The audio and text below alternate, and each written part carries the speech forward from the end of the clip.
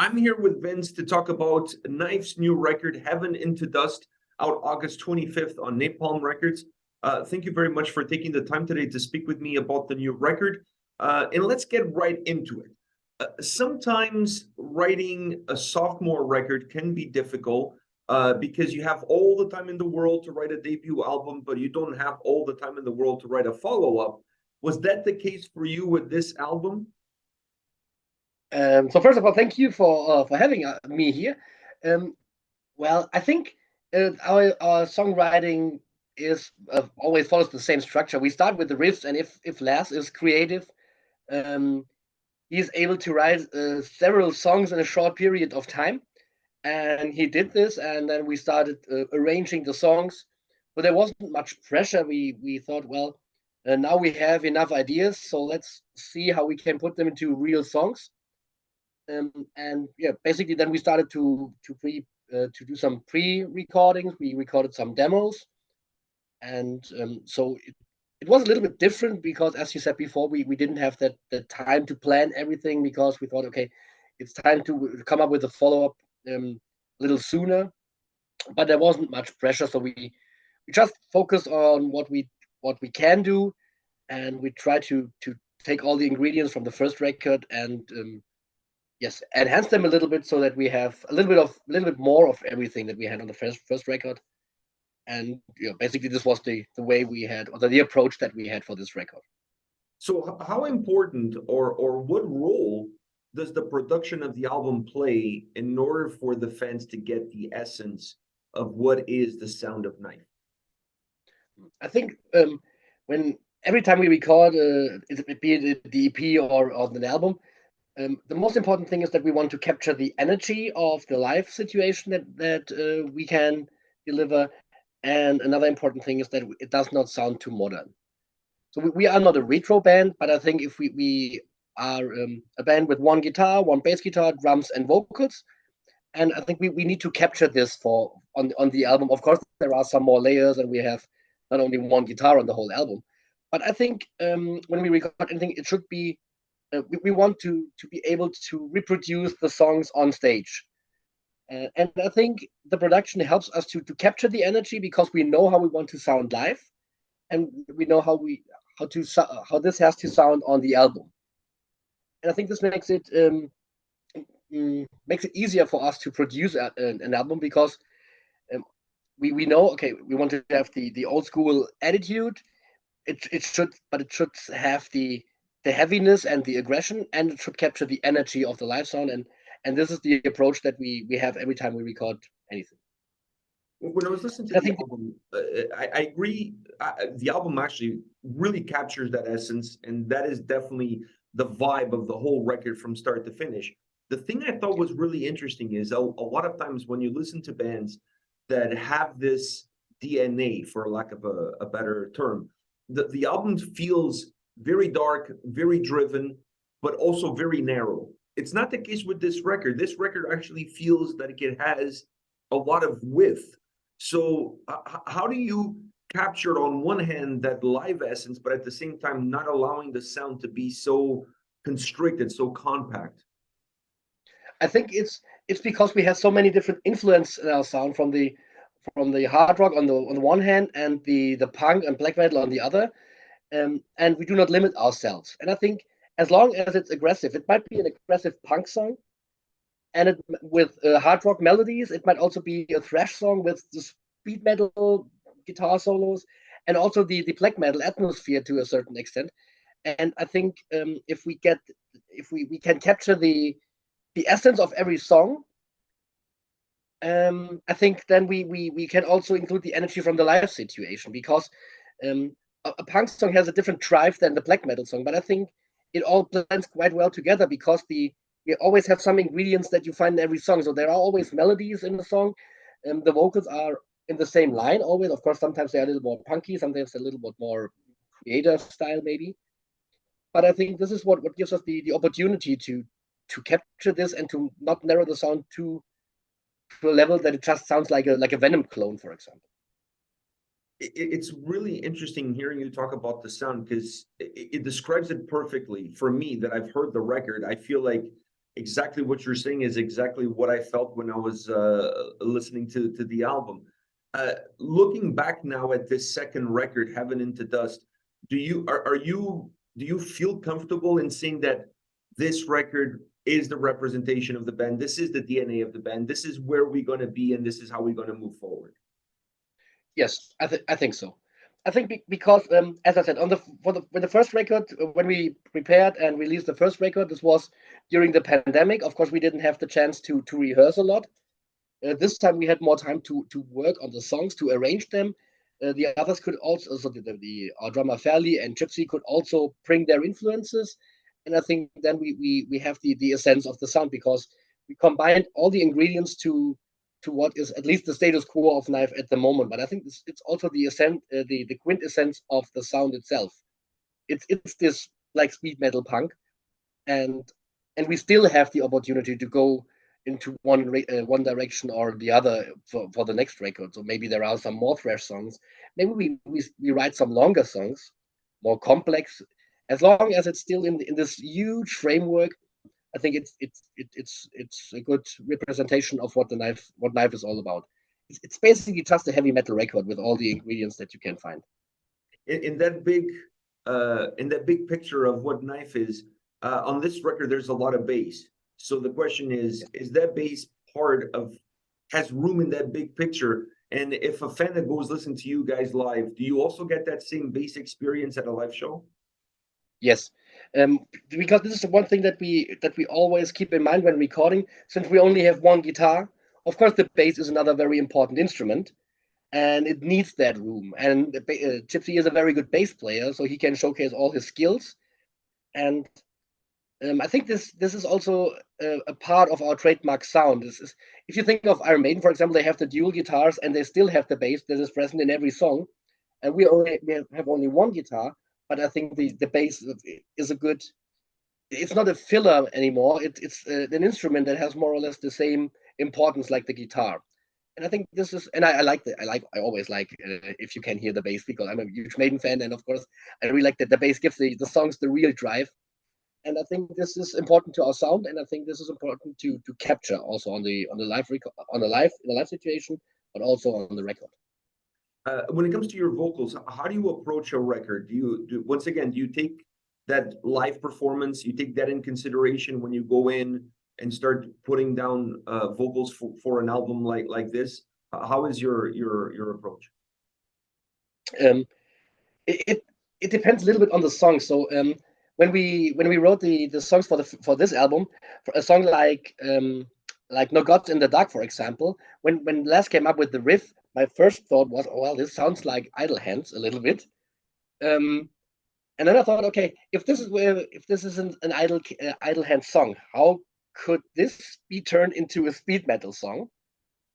And then I tried to figure out, okay, does this work? And then I just start screaming, and this depends. In this case, it's a little bit that it has a more crust or punk influence, even though the first thought was it sounds like Idle Hands. But I checked the atmosphere of the song first, but mainly it should be as aggressive as possible. And after playing several shows and several recordings, I think I'm a little bit more skilled in this extreme kind of, well, it's not singing, of screaming. And I think it depends. It should always be on the top level. It should be as aggressive as possible, as a kind of the antagonist of the melodic guitars, and sometimes as the third instrument, or that's the fourth instrument, especially in the verses. So we have the guitars with the punk riffs, we have the driving bass, and we have the Slayer style drumming, and of course the vocals are the last instrument, and which increases the aggressive or the aggression on the record. And this is what I want to do. Of course, I don't want to yell all the time, but it mostly fits perfect for the songs and to the riffs. No, having the vocals, the one thing that surprised me was having the vocals almost separated from the sound. What I mean is that the guitars, bass, and drums were not drowning out your vocal performance. Your vocals were right up top of everything. We can hear you from the first to the last song. And I think sometimes a lot of bands, in order to create that old school vibe or their darker atmosphere, they blend in the vocals a little bit more with the sound. and sometimes they get a little bit lost with everything else that it's happening. They feel like they're in a cave almost. You guys went with the complete opposite. You came out of the cave and you're screaming your lungs out on top of a mountain. So was that is that to enhance the overall experience and to give you a little bit more room and make the songs a little bit bigger? Is that why you guys take that approach? Yes, partly I think so, but I think also it's part of the punk attitude, because the vocals are important, and of course, if we think of other black metal bands where you said where the vocals are more with delay and all these atmospheric effects, um, again we want, this is the punk approach. This is the way we sound live. Of course, you can hear me live. It's important that the lyrics are important, and you should hear them. It's equal, like it's equal to the other instruments. And again, I think this more or less creates more of a live atmosphere by listening to the album. This is why we do not want to hide the vocals or any other instruments. It should be straight to your face, and yes, like you should get the impression like you're in the studio or in a rehearsal room and getting your ass kicked. It definitely does that. It definitely does that. Now, Great, great. speaking of ass kicking, is there a song on this record that kicked your ass? Yes, I think Hawks of Hades really kicked my ass. It was really a pain in the ass as well, because it was so hard to record because it's so fast. I had to retry this several times because the guitar and the drums are really fast. It was really hard work, but I think it's a kick-ass opener, because it's like a mixture of a punk. If a punk band plays Creator, I think this is what this song is about, with this mid-tempo middle in the middle. I think this is a real ass kicker, and yeah, and my current fave is No Gods in the Dark, because it turned out rather a punk song, which is a little bit different from the others. And I really like this one because I also think that this kicks ass, especially the vocals. I do not know why. I had the more or less the same style of singing, but to me it sounds a little different. So I really like this song. But I think that the biggest ass kicking song is Hawks of Hades. So you have one song that kicked your ass, and then you have one song that kicks ass in your mind. At least those two that stand out. The others kick ass as well, but I haven't mentioned them. Yeah. These ones just have a little bit of a bigger boot when they're kicking ass. Will any of these tracks make it to a future set list from you guys? Yes. So it depends if we are able to reproduce all the songs live. We have already played the two singles, Heaven into Dust and Night Vision, and they turned out really great. So we will play them again, and it depends which song.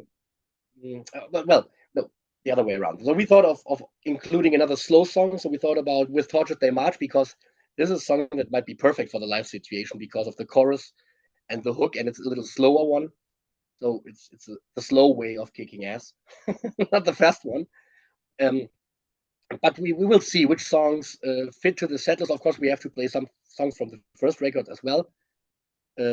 But we will play the singles and one of the slow songs, and maybe two or other songs if we are able to rehearse them and are able to play them. Do you guys have any plans for any future shows, tours? Because the album release is around the corner. August 25th is around the corner. Yes, exactly. So we will the week after we will play. Yes, this is the week after. We will play two shows with Asphyx and Legion of the Damned, among others. This will be great. And then we play two festivals, three festivals, with Burden of Grief and The Night Eternal, and in winter. So shortly after Christmas, we will go on tour with Sodom for 4 dates. This will be great. It will be Sodom, Soulburn, and Imma Tarikat. 4 dates in Germany. This will be amazing. So these are the songs that the shows that we have planned to play. Maybe there will be others. So we have just announced one show next year in Belgium with the Exploited. So this is quite nice. So we have these thrash bands, we have the punk bands. So we are really looking forward to playing with all these different bands that had an influence on our sound. So this is going to be great.